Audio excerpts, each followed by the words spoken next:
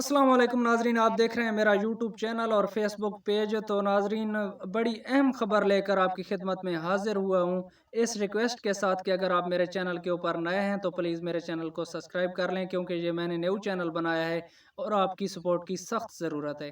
तो नाजरीन, जब लाडला नवाज़ शरीफ लंदन में था तो नवाज़ शरीफ ने 3 बड़ी ख्वाहिश की थी कि मैं तभी पाकिस्तान आऊँगा जब ये मेरी ख्वाहिशें पूरी की जाएंगी।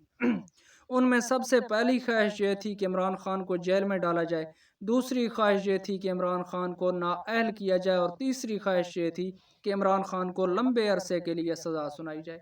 तो नाजरीन, ये 3 काम तो हो गए, लेकिन इनमें से नवाज़ शरीफ के ऊपर और इमरान खान की मकबूलियत के ऊपर कोई असर नहीं पड़ा।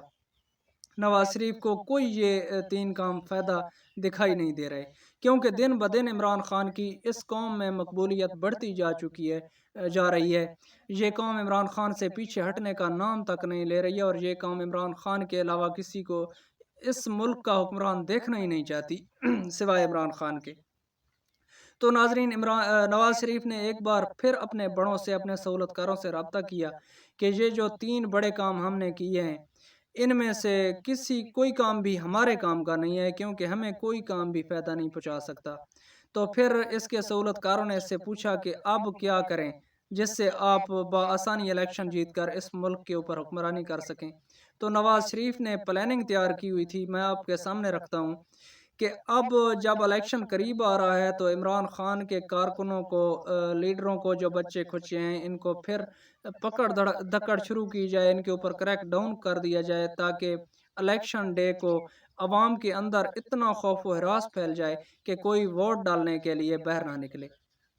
तो नाजरीन, ये प्लान भी जो नवाज शरीफ का था, एक तो सहूलतकारों ने इससे नवाज शरीफ को जवाब दे दिया कि अब हम आपके लिए और कुछ भी नहीं कर सकते, हम मज़ीद पाकिस्तानी अवाम के ऊपर जुल्म नहीं कर सकते, क्योंकि पहले भी बहुत जुल्म हो चुके हैं अवाम के साथ।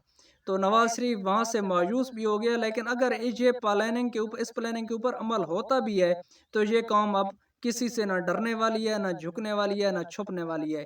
इंशाल्लाह 8 फरवरी को एक समुंदर निकलेगा बाहर, सिर्फ इमरान खान को वोट डालने के लिए, क्योंकि जो इन 24-25 महीनों में आवाम के ऊपर जुल्म के पहाड़ तोड़े गए, महंगाई के पहाड़ तोड़े गए और बहुत कुछ होता रहा आवाम के साथ, उन सब का बदला इंतकाम लेना है आवाम ने वोट के ज़रिए। और अब आवाम को कोई भी ताकत वोट डालने से नहीं रोक सकती, क्योंकि यही एक 5 साल के बाद आईनी हक होता है आवाम का। ये कोई छीनना चाहता भी नहीं है और ये अवाम इतनी भी कमज़ोर नहीं है कि ये हक भी अवाम से कोई छीन ले। तो अब नवाज शरीफ को मुकम्मल तौर के ऊपर मायूसी हो चुकी है। जो मेरे सोर्स हैं या मेरा तजज़िया है वो बताता है कि इंशाअल्लाह अगली हुकूमत इमरान खान की बनेगी। और एक और बात कि इलेक्शन के बाद हो सकता है कि पीटीआई और पीपल्स पार्टी का आपस में इत्तेहाद भी मुमकिन हो, क्योंकि बहुत सारे ऐसे हालात वाक़यात बन चुके हैं जिनसे नज़र आ रहा है कि इमरान खान और आसिफ जरदारी आपस में मिल के हुकूमत बनाएंगे। ये मेरी खबर नोट कर लें, इंशाल्लाह ये सच साबित होगी कि इन दोनों की हुकूमत होगी और नून लीग का कोई हिस्सा भी नहीं है। और एक और बात कि पंजाब में नून लीग से पीपल पार्टी आगे है और इतनी सीटें नून लीग नहीं लेगी पंजाब में से जितनी पीपल्स पार्टी ले जाएगी। वैसे तो इमरान खान का गढ़ है, लेकिन नून लीग से पीटीआई आगे है। तो ये खबर थी, आप तक पहुंचा दी। अगले व्लॉग तक दीजिए इजाज़त।